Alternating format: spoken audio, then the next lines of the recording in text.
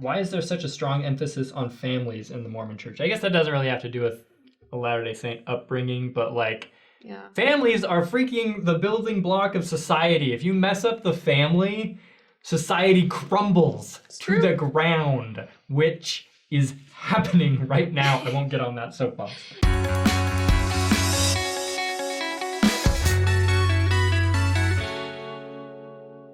Hey guys, so I enjoy talking about people's conversion stories, hearing people's conversion stories, because it's been interesting to me to see how their journey was going from a non-member of the Church of Jesus Christ of Latter-day Saints to becoming a member, whereas I was kind of born into the church in that my parents were members and pretty sure their parents were members, and so it's been interesting to me to see people come from outside the church to inside the church, but oftentimes converts have the question, what's it like to be raised in the church? Yeah. So that is the topic of our episode today.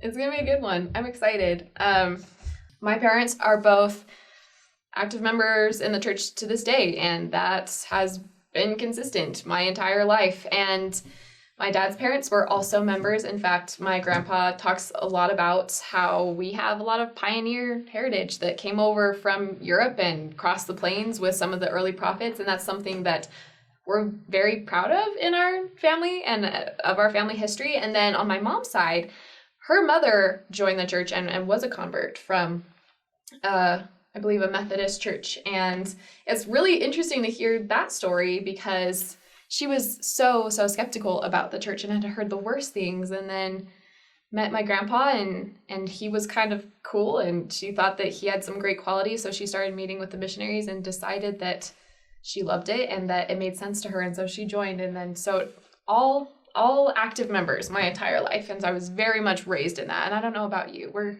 So both my parents are members, their parents are members. I'm pretty sure even their parents are members. Lots of, same deal, like a lot of... All the way back to the Martin Willingham Car Company, probably. Yeah, like pioneer heritage and stuff.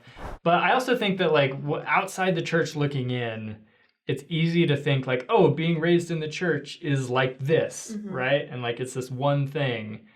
But like...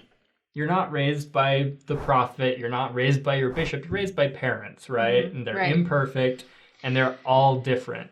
I think that what makes being raised as a Latter-day Saint unique is that you just have the structure that the church or the gospel provides.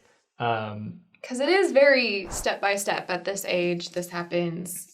There's that, but there's also just things like this, like Strength for Youth pamphlet, which is what it was called. I don't think that exists anymore. That's what it was back in my day. But like, yeah, me too. There are like guidelines, like, okay, youth, these are the standards we're setting, right? And you can follow them or not. But like, it was good for me to have a scaffolding. It kept me out of trouble, right? And that's kind of the purpose. Yeah, definitely. And a lot of people are going to look at that as brainwashing, which we did an episode on that. Yeah. But like, I appreciated the scaffolding. Yeah. And you've got things like I like family. The word scaffolding. Thank you. I haven't heard that in casual conversation for a while, and I think it's very academic. Good word. Yeah, cerebral. You've also got things like family prayer. Like you pray as a family, or at least you try to. You've got family home evening. Family scripture study. And I don't think any family is perfect at that. Like I remember struggling to have family scripture reading every day, all the time throughout my entire childhood. So again, nobody's perfect, but it is nice to have, those elements of the gospel in your life. At the same time, I will say though that there are disadvantages because growing up in the gospel, you're a fish and you don't know what water is. You know what I mean? Like that's a good way to put it. Yeah, it's true. You don't see the gospel you don't see the beauty in the gospel as easily because it's what you've always known. It's just normal. Yeah, no, I was raised in Arizona and from a small town, 5,000 people, but there were 3 wards or congregations in this tiny, tiny little town. And we had 2 seminary classes. So those are the once a day religion classes for teenagers in high school. There were 2 huge seminary classes at my high school. Like there was a strong presence of the church in my life. And as a result, I think that members of the church, especially ones that were raised in the church, kind of tend to like hang on to each other because this is our culture. We know what it is. We've grown up with it and we understand each other and we don't have to answer too many questions. So I definitely pretty much exclusively had friends that were only members of the church, and my entire family on both sides are members of the church. So it was kind of just, like you're saying, it was just extremely normal. And I remember it being a little bit shocking when I like would talk to people who had ideas different from me because I didn't hear them very often. But now I think that's extremely important to expose yourself to those ideas. But it was kind of interesting being raised in that. It's hard in some ways being raised as a Latter-day Saint because, like, I don't know, I feel like the general population already has like a standard set of crap they believe about us, like, oh, 10 wives, and oh, you can't drink coffee. And like those get, like, especially in school, like high school, like people find out you're a Latter-day Saint and they're like, oh, so how many wives does your dad have? And you're like, I'm 13 years old. Pause. I don't know what you're talking. I was on the mission. This couple took us out to dinner in a public restaurant, and I was on my mission. Me and my companion were sitting across from this couple, and this random stranger walked up, and I'm not kidding, they deadpan, completely serious, asked the guy if we were all three sister wives. Just like out of total curiosity and being very genuine. And we're like, no. Yeah. But yeah, it's true. And I feel like we try to talk to other members of the church and hang out with them so we don't have to answer like questions all the time. Yeah. And especially because we're not trained to do that, right? We're like, I love Jesus and I was baptized. And people are like, well, do you know about Fanny Alger? And you're just like, oh, what the? Okay, so you brought up a good question. And I feel like this might be a difference. So for people raised in the church, again, you're not all raised the same way. And I feel like sometimes there's generalizing, of course, kind of a Utah way of raising your kids in the church and an everywhere else way. It's a little different. And there's one idea going around that like Latter-day Saint families don't let their kids hang out or play with any non-Latter-day Saint kids. Unfortunately, sometimes in rare cases, there are individual parents who do say that. And that's 100% something that has happened. Why do you think though? Like, is that and is that bad?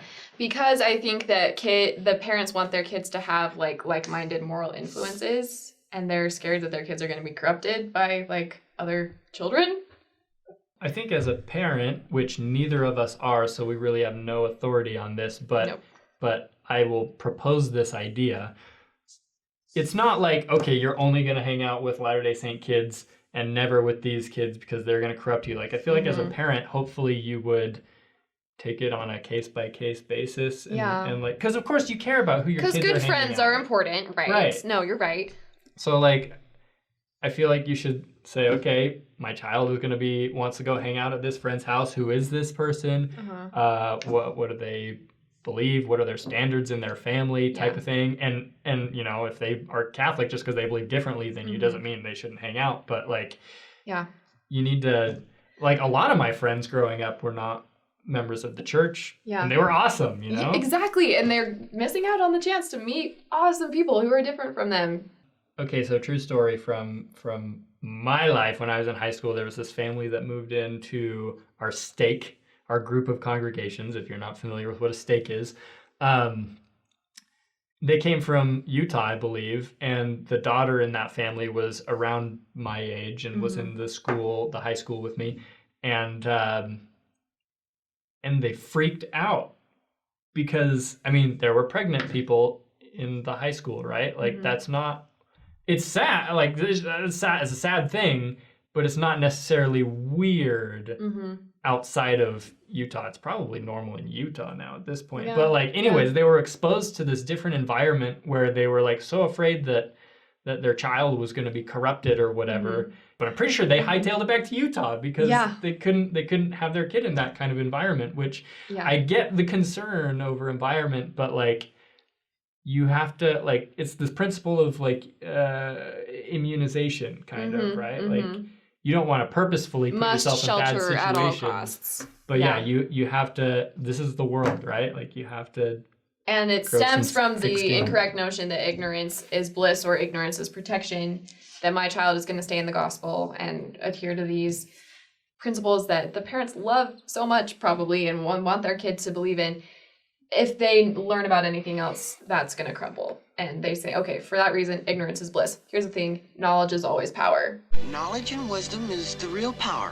Right you are, Wart, so stick to your schooling, boy. And it is important to learn as much as you can, which is why we talk about so many important things on this channel. Because if you have the knowledge, then you can make a choice, an informed choice. Unless you're ever learning but never able to come to a knowledge of the truth. That was beautiful. Retweet. Good job. It wasn't me. Pretty sure it was like Paul or somebody from the scriptures. But okay, so we have a few questions here. Maybe we'll just run through them real quick. Yeah. But, so I think these are kind of some questions that people that weren't raised in the church have for people that are, and they're curious about what it was like. But so things like, can Mormon youth or Latter-day Saint youth go to parties? Like, were you allowed to go to parties? Yes, as a kid? definitely. I was told don't drink though.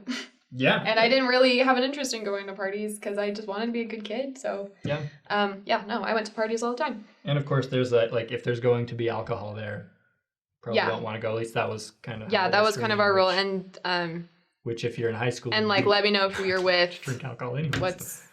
No, you shouldn't. You're underage. So it's standards like that. But my parents trusted me to hang out with people. Do Latter-day Saint kids have to study the scriptures every day? They don't have to. We don't have to do anything. We're encouraged to. Yeah. I mean, wouldn't it be great if your kids read the Bible every day? Like, yes. Yeah. Unless you're atheist, and then you're like, no. I think But at that's fine. seminary they do encourage youth to cultivate their own understanding and their own testimonies, and so that's why they're encouraged to read the scriptures so they don't just continually rely on their parents' faith forever. Why is there such a strong emphasis on families in the Mormon Church? I guess that doesn't really have to do with a Latter-day Saint upbringing, but like, Yeah. families are freaking the building block of society. If you mess up the family, society crumbles to the ground, which is happening right now. I won't get on that soapbox. And so because we believe families are so important, why wouldn't you try to raise your children with as much light and knowledge and correct principles as you possibly can? All right, we covered some of these other ones.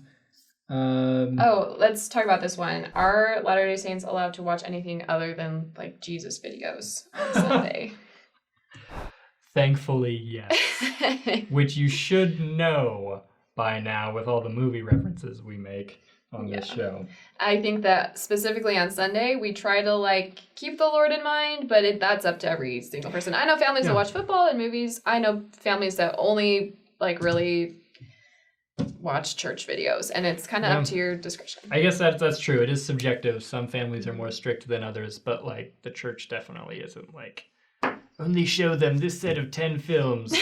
That would be... It's true. Oh, that would have been a tough childhood. Okay, well, I think we debunked some good facts today. I think this was hopefully helpful. Debunked some good facts. Debunked some myths. Oxymoron. Debunked some what what does one some debunk? Questions. I think that's what we did. That works.